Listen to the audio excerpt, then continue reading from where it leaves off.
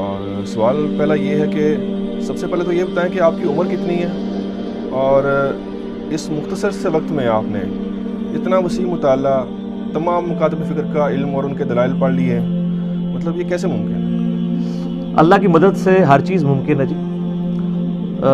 میری الحمدللہ اس وقت عمر جو ہے وہ 41 ایئرس کراس کر چکی ہے۔ میری جو پیدائش ہے 1977 4 اکتوبر ہے، تو 42واں سال آپ سمجھ لیں شروع ہو چکا ہے، 41 پورے ہو کے۔ باقی یہ علم حاصل کرنا کوئی پرابلم نہیں ہے، آپ ڈیڈیکیشن کے ساتھ کام کریں تو اللہ تعالیٰ مدد فرمانے والا ہے۔ آپ دیکھیں لوگوں نے اس عمر کے اندر 2 3 پی ایچ ڈیز بھی کی ہوئی ہوتی ہیں، ہزاروں صفحوں کی کتابیں اور تفاسیر بھی لکھی ہوئی ہوتی ہیں۔ اصل میں آپ اپنے ٹائم کو یوٹیلائز کیسے کرتے ہیں، اور اللہ تعالیٰ نے ظاہر ہے سب کو یہی ایک مختصر زندگی دی ہے، وہ جس طرف بھی آپ لگا لیں گے تو آپ ڈیڈیکیشن کے ساتھ اس کام کے اوپر لگ جائیں تو اللہ کے فضل سے اللہ تعالیٰ کی مدد آپ کے ساتھ ہوتی ہے۔ بارش میں ایک آپ کو تھم رول کے طور پہ چیز بتا دیتا ہوں۔ یہ سیم کوسچن مجھ سے مولانا طارق جمیل حافظہ اللہ تعالیٰ نے بھی کیا تھا، اور آپ دیکھ رہے ہیں میری ان کے ساتھ میٹنگ کی ویڈیو بھی ریکارڈڈ چڑھی ہوئی ہے، اس میں نے ڈیٹیل کے ساتھ چیزیں ایڈریس کی تھیں۔ یہ سیم کوسچن انہوں نے بھی کیا تھا، تو میں نے ان سے بھی عرض کیا تھا کہ اس کے لیے پہلی شرط یہ کہ آپ تعصب سے پاک ہو جائیں اگر آپ نے کمپیریٹیو نالج حاصل کرنا ہے۔ اگر ایک شخص بریلویوں کے گھر پیدا ہوا ہے، پوری زندگی صرف بریلوی علماء کو سنے گا، بریلویوں کی کتابیں پڑھے گا، اس کو کبھی نہیں پتہ چلے گا کہ دیوبند اہل حدیث اور اہل تشیع میرے بارے میں کیا سوچتے ہیں۔ اور یہی آپ فارمولہ باقیوں کے لیے بھی لگا لیں، اگر کوئی ان کے گھر پیدا ہوا ہے تو وہ دوسروں کے بارے میں نہیں سوچ سکتا۔ اس کے لیے یہ چیز ضروری ہے کہ آپ تعصب سے پاک ہوں اور سب کو اسٹڈی کریں، تمام علماء کی کتابوں کو پڑھیں، ان کی تقاریر کو سنیں، اور خصوصاً ان معاملات کے اوپر سنیں جن کے اندر اختلاف رائے پایا جاتا ہے۔ جہاں پر اتفاق پایا جاتا ہے وہاں تو آپ کو سارے ایک ہی بات کریں گے، یعنی اگر آپ یہ کہیں کہ میں اس میں تحقیق کروں کہ مسلمانوں میں اللہ تعالیٰ کے بارے میں کیا کانسیپٹ ہے کہ اللہ کتنے ہیں، تو سارے ایک ہی مانتے ہیں۔ جب آگے نٹی گریٹیز ڈسکس ہونی شروع ہوں گی نا تو پھر آپ کو توحید کے معاملے میں معاملات کلیئر ہوں گے۔ اسی طریقے سے حیات النبی کا عقیدہ، اس کے حوالے سے اختلاف پایا جاتا ہے، اس کے لیے آپ کو کمپیریٹیو اسٹڈی کرنی پڑے گی۔ تو یہ سارے کام اللہ کے فضل سے، یعنی میں نے علماء کی محنت سے ہی اس کو مینیجبل فارم میں پیش کیا، اور یہ اکثر لوگ یعنی سمجھ رہے ہوتے ہیں کہ میں یعنی کوئی اپنی ذاتی اختراع ہے۔ آپ دیکھتے ہیں کہ ہر چیز ریفرنس کے ساتھ بیان کی جاتی ہے۔ تو یہ پہلا تھم رول ہے کہ آپ تمام مکاتب فکر کو سنیں، تمام مکاتب فکر کی کتابیں پڑھیں، اور دوسرا تھم رول یہ ہے کہ پھر آپ ذرا خود بھی محنت کریں۔ محنت ایک اس اعتبار سے کریں کہ جو ریفرنسز انہوں نے دیے ہیں ان کو کاؤنٹر ویریفائی کریں کہ کہیں انہوں نے کہانیاں تو نہیں ساتھ مکس کی ہوئی، اور پلس پھر آپ نیوٹرلی اس چیز کو اسٹڈی بھی کریں۔ اور یہ کوئی اتنا مشکل کام نہیں ہے، آپ ایک ٹاپک کو پکڑیں، اس پہ آپ 2 سے 3 دن لگائیں تو آپ کو صحیح بات پتہ چل جائے گی، بشرطے کہ آپ قرآن و سنت کے سامنے اپنے آپ کو پیش کر رہے ہوں۔ اگر آپ قرآن و سنت کو اپنے مطابق مولڈ کرنے کی کوشش کریں گے تو پھر آپ کا وہی حال ہوگا جو اس وقت اکثر علماء کا ہے کہ وہ اپنے اپنے فرقوں کے گول کیپر بنے ہوئے ہیں۔ آپ ان کو ان کے اصول اور مبادی کے اوپر جو چیزیں ہیں نا وہ بھی دکھا دیں نا، تب بھی وہ ماننے کے لیے تیار نہیں ہوتے۔ آخری درجہ یہی ہو سکتا ہے نا۔ ہم نے دیکھیں یہی کوشش کی ہے کہ ہم نے جس مکتب فکر کی جو سٹرینتھ تھی نا اسی سٹرینتھ کے اوپر ان تک بات پہنچائی ہے، جس کو ہم اپنی یعنی مادری لینگویج میں کہتے ہیں کہ پہلوان جڑا ہے اپنے زور تے ہی ڈگتا ہے۔ جتنا بڑا پہلوان ہوگا نا تو اگر اس کو آپ بس اس طرح لڑکھڑا دیں تو وہ اپنے ویٹ کے اوپر ہی گر جائے گا۔ تو بریلوی مکتب فکر کا زور اس بات کے اوپر تھا کہ ہمارے علاوہ سب کے سب گستاخ رسول ہیں، اور اس کے حوالے سے وہ گستاخانہ عبارتیں پیش کرتے تھے۔ میں نے مسئلہ نمبر 71B ریکارڈ کروایا، انڈیا اور پاکستان کے بزرگوں کی 19 گستاخانہ عبارات کا تحقیقی جائزہ، اور اس میں میں نے اپنا ریسرچ پیپر اندھادھند پیروی کا انجام وہ کور کیا۔ تو بریلویوں کو میں نے کور کیا اس حوالے سے کہ آپ یہ کہتے ہیں نا کہ گستاخ رسول بندے کو نہیں ہونا چاہیے، تو جن اصولوں کے اوپر آپ نے باقیوں کو گستاخ رسول ڈکلیئر کیا ہے انہی اصول اور مبادی کے اوپر آپ کے بزرگ بھی گستاخ رسول ڈکلیئر ہوتے ہیں۔ اب اس کو تو کوئی ڈینائی کر نہیں سکتا۔ یہی وجہ تھی کہ بریلویوں کے عوام نے بات کو قبول کر لیا، اور بعض علماء نے بھی کیا، لیکن ظاہر ہے اکثر علماء تو ان کا یعنی ایک اپنے فرقے کی حفاظت کے لیے لگے ہوتے ہیں۔ کوئی بھی گول کیپر جو ہے وہ اپنے پول میں تو فٹ بال نہیں پھینکتا۔ اب اگلا سٹیپ آ جائیں آپ دیوبند کا۔ دیوبند کا بریلویوں کے ساتھ جھگڑا یہ ہے، وہ کہتے ہیں ہماری تو فقہ بھی سیم ہے، پیچھے بزرگ بھی سیم ہے. اصل میں یہ بریلوی جو ہے نا یہ قبر پرست ہیں، یہ شرک کرتے ہیں، توحید کے معاملے میں ان کا پرابلم ہے. ہم نے کہا بالکل ٹھیک ہے.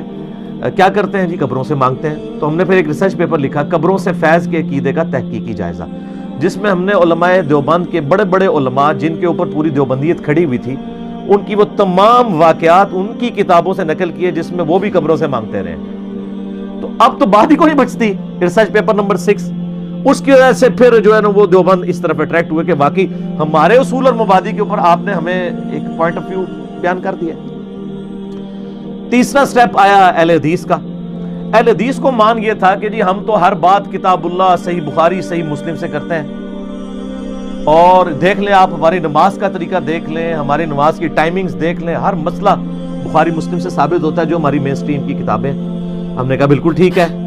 ہم نے پھر ایک سٹیپ اور طے کیا کہ صحیح بخاری اور صحیح مسلم میں جو آل امیہ کی بدماشیوں کے اوپر روایتیں تھیں اور اہل بیت کی سپورٹ میں تھیں، وہ ہم نے یعنی ایک خلافت و ملوکیت کے ایشو کو پبلک کے سامنے لے کے آئے کہ بھئی بخاری مسلم نے صرف رفع الیدین کی حدیثیں نقل نہیں کی ہیں، بلکہ انہوں نے تو آل امیہ کو بھی کنڈیم کیا ہے، اور سیدنا علی رضی اللہ تعالیٰ عنہ علیہ السلام اور اہل بیت علیہم السلام اور خلفائے راشدین رضی اللہ عنہم اجمعین علیہم السلام تمام کی سپورٹ کی ہے. تو اس پہ میں نے ریسرچ پیپر نمبر 5B لکھا، جس کی وجہ سے آپ کو پتہ ہے پوری دنیا کے اندر ایک تہلکہ مچ گیا، اور اس پہ میرے پھر ویڈیوز بھی آئیں. تو اس کی وجہ سے اہل حدیث علماء کو تو خاطر خواہ فائدہ نہیں ہوا، لیکن جو ان کی عوام تھی انہوں نے کہا نا ٹھیک ہے نا. یہ نا جو ہے نا یہ ہم نے قرآن سے سیکھی ہے. آپ کو پتہ اللہ تعالیٰ نے جب قسمیں قرآن پاک میں یاد فرمائی ہیں نا، تو آپ دیکھیں قسم سٹارٹ ہوتی ہے لا اقسم بہذا البلد. اس کا لفظی ترجمہ پتہ کیا ہے؟ نہیں میں قسم کھاتا اس شہر مکہ کی. لیکن جب آپ ترجمہ دیکھیں گے نا تو آپ کو نہیں الگ ملے گا، اور یا بعض لوگ نہیں کو سکپ کر کے کہیں گے میں قسم کھاتا ہوں اس شہر مکہ کی، حالانکہ وہ لفظ کیا ہے؟ لا اقسم بہذا البلد. تو یہ عربی کا سٹائل ہے. وہ لا یہ ہے نا جو لوگ کہہ رہے ہیں نا اس کی نفی ہے. لا نا نہیں میں قسم کھاتا ہوں. لا اقسم بیوم القیامہ، قیامت کا انکار کرتے تھے نا، اللہ نے کہا لا نہیں اقسم بیوم القیامہ، میں قسم یاد کرتا ہوں قیامت کی کہ قیامت قائم ہوگی. تو یہ لا اور نا یہ تو اللہ سے ہم نے سیکھا کہ پہلے نفی کریں اور اس کے بعد قسم یاد کریں.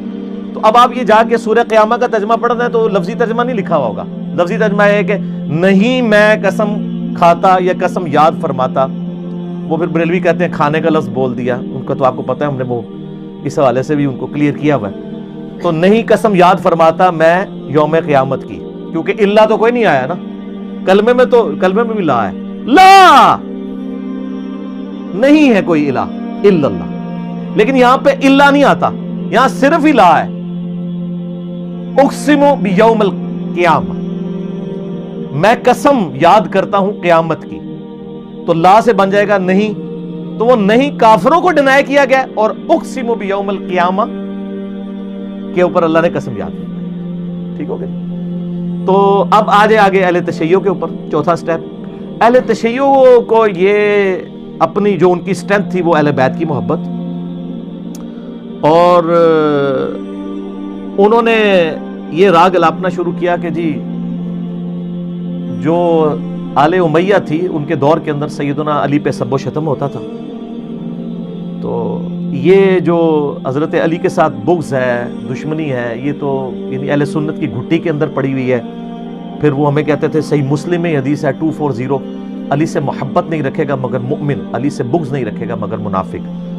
تو ہم نے کہا جی محبت علی تو الحمدللہ ہمارے اندر کوٹ کوٹ کے بھری ہوئی ہے. یہ بتائیے کہ سیدنا علی سے جن لوگوں نے بغض کا اظہار کیا تو انہوں نے کون سی بدعت جاری کی؟ تو اہل سنت کے تو سفید داڑھیوں والے علماء کو بھی نہیں پتا ہوتا، اور شیعہ کے بچے کو پتا ہوتا ہے کہ آل امیہ کے دور میں صلح حسن سے لے کر عمر بن عبدالعزیز کا دور خلافت سٹارٹ ہونے تک یہ جو ملوکیت کے 60 سال ہیں ممبروں پر سیدنا علی پہ سب و شتم ہوتا تھا. بخاری مسلم سے میں نے 5B میں وہ حدیثیں بھی جمع کی ہیں. تو وہ کہتے ہیں کہ جی یہ تو یعنی آل امیہ کی بدعت ہے. تو ہم کہتے ہیں ٹھیک ہے، پھر آج اس بدعت کے اوپر کون چل رہا ہے؟ سیدنا علی کی سنت تو یہ ہے کہ انہوں نے خوارج جو ان کو کافر بھی کہتے تھے، ان کے بارے میں میں نے روایتیں جمع کی ہیں، المصنف ابن ابی شیبہ سے سیدنا علی کہتے ہیں کہ خوارج نہ تو مشرک ہیں اور نہ یہ کافر ہیں اور نہ یہ منافق ہیں۔ اب جو مشرک بھی نہ ہو، کافر بھی نہ ہو، منافق بھی نہ ہو تو کیا ہوتا ہے؟ مسلمان۔ تو خوارج کے جنازے بھی پڑھائے، ان کی عورتوں کو بھی لونڈیاں نہیں بنایا، تو یہ کس کی سنت ہے کہ مخالفین کے ساتھ صلہ رحمی کرنی ہے؟ اور یہ کس کی بدعت ہے کہ مخالفین پر ممبروں پر سب و شتم کرنا ہے؟ تو انہوں نے کہا آل امیہ کی، تو ہم نے کہا آج پھر بتائیں آل امیہ کی باقیات کون ہیں، سنی یا شیعہ؟ سنی تو ممبروں پر کسی پہ بھی لعنت نہیں کر رہے ہیں۔ یہ اہل تشیع کے ہاں جو رافضی غالی ہیں، ان کے ہاں جو ہے وہ صحابہ کرام پر، خلفائے ثلاثہ کے اوپر تان کی جاتی ہے۔ تو میرے پاس تو بلکہ ایک شیعہ ایک دفعہ آئے بھائی، تو وہ مجھے ان دنوں ہمارا یہ فتنہ عالمی نہیں تھا، ٹھیک ہے، یہ 2008 کی بات کر رہا ہوں، تو میں ان دنوں گھر میں ہی بیٹھتا تھا، 8-10 جو دوست یار، تو ایک دوست پکڑ کے لے آئے، وہ آ کے بیٹھ کے بڑے غور سے میری گفتگو سنتے رہے۔ وہ تو مجھے نہیں جانتے تھے نا، تو انہوں نے آتے ہی سوال کیا جی بتائیں کہ آپ کو شیعہ سے کیا اختلاف ہے؟ یہ سوال آپ دنیا میں کسی بھی سنی منہج کے آدمی سے کریں تو آپ کو وہ کیا سے کیا جواب دینا شروع کر دے گا، پہلوان کو زور پہ نہیں گرائے گا۔ میں آپ کو وہ طریقہ سکھا رہا ہوں۔ میں نے کیا کیا، میں نے کہا جی مجھے آپ سے یہ اختلاف ہے کہ آپ معاویہ کے شیعہ ہو اور میں علی کا شیعہ ہوں نا، ٹھیک ہے۔ اب اس کے اندر سے یہ آواز آئی کہ نا یہ کیسے ہو گیا، یہ تو سنی تھا، یہ کہہ رہا ہے میں علی کا شیعہ ہوں اور مجھے معاویہ کا شیعہ۔ اس نے کہا نا میں تو معاویہ کا شیعہ نہیں ہوں۔ تو میں نے کہا مجھے یہ بتائیں کہ یہ ممبروں پر سب و شتم کی بدعت کس دور میں شروع ہوئی؟ تو کہنے لگا جی حضرت معاویہ رضی اللہ تعالیٰ عنہ۔ رضی اللہ عنہ اس نے نہیں کہا، میں نے کہا۔ تو میں نے کہا آج ممبروں پر صحابہ پر سب و شتم کون کر رہا ہے؟ تو کہنے لگا کہ ہمارے لوگ ہی کرتے ہیں۔ تو میں نے کہا آپ لوگ تو پھر جائز اولاد و آل امیہ کی، سیدنا علی نے تو خوارج کے ساتھ بھی اس نے سلوک کیا۔ وہ بندہ اس مجلس سے جب اٹھا تو مجھے جاتے ہوئے کہنے لگا آج کے بعد میں کسی صحابی پہ لعنت نہیں کروں گا۔ وہ تو سارے مولوی رل کے بھی نا ایک بندے نو نہیں گل منوا سکتے، اس کے لیے پھر اتنا جگرا چاہیے۔ یہ کسی سنی کا جگرا ہو کہ ایک شیعہ کو کہ تو معاویہ کا شیعہ اور میں علی کا شیعہ۔ یہاں تو حضرت علی کی شان میں کوئی حدیث شیئر کروا دیں تو آتما پھولنے شروع ہو جاتے ہیں، جو شیعوں والی باتیں۔ آپ مولانا طارق جمیل صاحب کو ہی دیکھ لیں، کتنی بڑی ان کی ویورشپ ہے، سب کچھ ہے، سارے مولوی ان کے پیچھے پنجے جھاڑ کے پڑ گئے جب انہوں نے حدیث متواتر من کنت مولہ فہذا علی مولہ بیان کی۔ تو پھر ہم صحیح کہتے ہیں کہ یہ جو حدیث ہے کہ علی سے محبت رکھے گا مگر مومن، علی سے بغض رکھے گا مگر منافق، یہ حضرت ابو بکر کے بارے میں کیوں نہیں ہے، حضرت عمر کے بارے میں کیوں نہیں ہے، حضرت عثمان کے بارے میں کیوں نہیں ہے؟ اس لیے کہ ان تینوں نے اہل سنت کے ہاتھوں کنٹروورشل بننا ہی نہیں تھا۔ جس پرسنالٹی نے کنٹروورشل بننا تھا اسی کے بارے میں نبی علیہ السلام نے فرمایا، تو شیعہ کو پھر ہم نے اس زور کے اوپر گرایا، ٹھیک ہو گیا۔ اور اس طریقے سے یہ معاملات چلتے گئے۔ تو یعنی یہ دعوت کا یعنی سٹائل یہ ہونا چاہیے، دعوت کے حوالے سے ہم نے یہ لرن کیا ہے۔ تو اس میں آپ کمپیریٹیو اسٹڈی کریں، آپ دیکھیں کہ ہمارے مخالفین جب بھی ہمارے بارے میں بات کرتے ہیں نا تو ان بیچاروں کو سمجھ نہیں آتی کیا کہیں۔ ایک ہی کلپ کے اندر وہ کہتے ہیں یہ شیعہ کا ایجنٹ ہے، اور جب استواء علی العرش کا مسئلہ آتا ہے تو وہی مولوی اسی کلپ کے اندر کہتا ہے میں نے تو پہلے کیا سی یہ دیوبندی ہے۔ یار دنیا میں کوئی ایسا انسان ہو سکتا ہے جو بیک وقت شیعہ بھی ہو اور دیوبندی بھی ہو؟ تو مطلب یہ ہے کہ جب ان کے مطلب کی آپ بات کریں تو آپ ٹھیک ہے۔ اسی لیے میں کہتا ہوں مجھے آج تک کسی بریلوی نے آ کے نہیں کہا کہ سر مہربانی کیا کریں آپ آئے دن دیوبند کے علماء کی گستاخانہ عبارتوں کے اوپر کیوں گرفت کرتے ہیں، بیچارے فوت ہو گئے، کہتے منڈ کے رکھو انہوں، کیونکہ وہ ان کے اپنے نہیں ہیں۔ ہاں وہ یہ تو کہے گا کہ ہمارے بزرگوں کو کچھ نہ کہیں۔ اگر مجھے اخلاقیات سکھانے ہونا تو بریلوی آ کے یہ کہیں گے یار دیوبندیوں کو نہ کچھ کہا کریں، اخلاق تو پھر سب کے لیے برابر ہوتا ہے نا۔ یا دیوبندی آ کے مجھے کہیں کہ جی یہ آپ جو بریلویوں کے بزرگوں کی آئے دن گستاخانہ باتیں بتاتے ہیں، چھوڑیں ان بیچاروں کو، فوت ہو چکے ہیں، کیا انہوں نے اتنی خدمات کی ہیں، کہیں گے منڈ کے رکھو۔ شیعہ کے سنیوں کے بارے میں نہیں کہیں گے، سارے اپنا اپنا مقدمے ہی لے کے آن کے یار ساڑھے تے ہاتھ ہولا رکھو۔ میں نے آپ کو بتایا نا وہ پنڈی کے مفتی صاحب جنہوں نے وہ مناظرہ بھی کیا تھا، بڑے مشہور ہیں، نام لینے کی ضرورت نہیں ہے، انہوں نے مجھے باقاعدہ فون کر کے کہا، مجھے کہنے لگے انجینئر صاحب مسئلہ یہ ہے کہ آپ کی باتیں کافی حد تک ٹھیک ہیں لیکن آپ ہمارے بزرگوں کو کچھ نہ کہا۔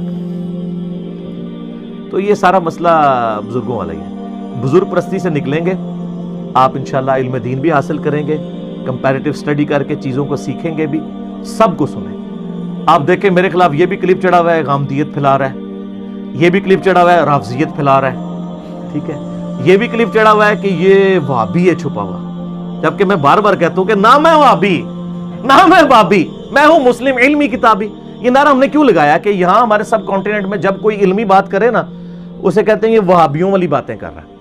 वो इन्होंने एक स्लोगन डिवाइस किया मैं, तो मैंने इसके अगेंस्ट एक टर्म डिवाइस की, बाबी, बाबों के मानने वाले, बाबों का दिफा करने वाले।